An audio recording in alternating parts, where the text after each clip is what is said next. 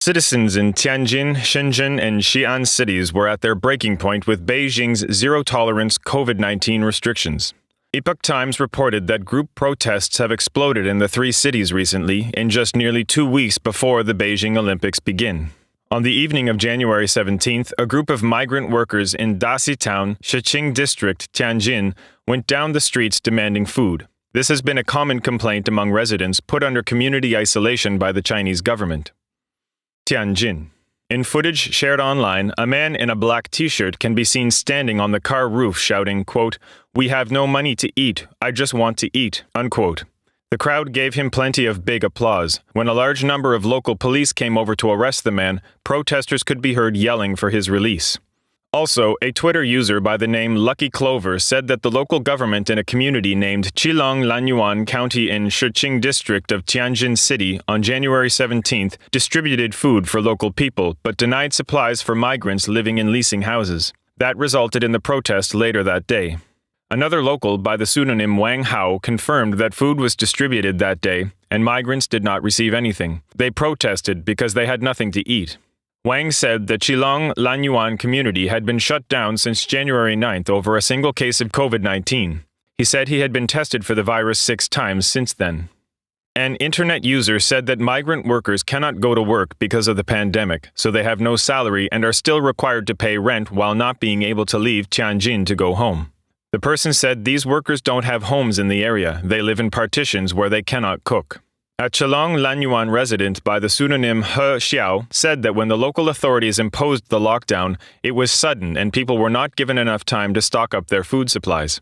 He said the county was not allowing anyone out or in, but those inside can still travel within it. Because of that, he could get some bread, noodles, and pork at the small supermarkets, but vegetables were sold out. He also said, quote, "I am also an immigrant and have not seen the government supply anything at all.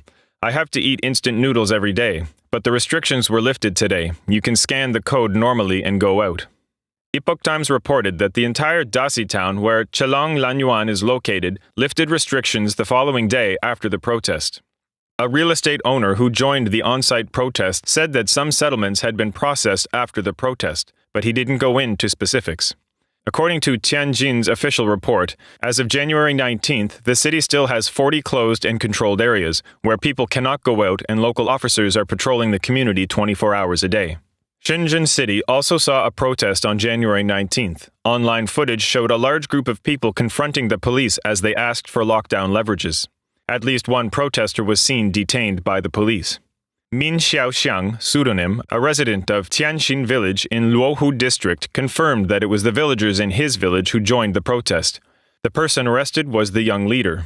Lockdown was imposed in Tianjin village on January 11th and is scheduled to be lifted by the 25th. During this period, locals are not allowed to leave the village. But some said that the pandemic was not that terrible to deserve 10 days of community isolation. They wanted the measure to be shorter. Shenzhen officials reported that an employee of a company in Luohu district has been diagnosed with COVID-19, and most of the people who come into contact with him are in Tianjin village, Sangguang Road, Luohu district. From the morning of January 11th, the patient's building and Tianjin village were closed, and people were not allowed to enter or leave. Local officials have avoided giving confirmation that a protest broke out in Tianjin when contacted by an Epoch Times reporter. The Huacheng International Community in Yanta County, Xi'an, was closed for 35 days and announced on the 20th that it had been downgraded into a control area. Twitter user LQA+ said that even under a control area status, locals were not allowed to go out for vegetables. Instead, they have to buy the resources with much higher prices from the authorities. One homeowner demanded an explanation and was beaten by the police. Proud Girl tweeted that citizens surrounded the police station and shouted, "Let everyone go." At least 2 protesters who criticized the costly food supply were detained. According to online video, there were nearly 100 homeowners gathering at the gate of Qiangyuanbao County in the Huacheng International Community on January 20th. In the video, protesters were chanting, "Let go," and demanding explanations. From Xi'an to Shenzhen and Tianjin, mass protests broke out in unprecedented succession.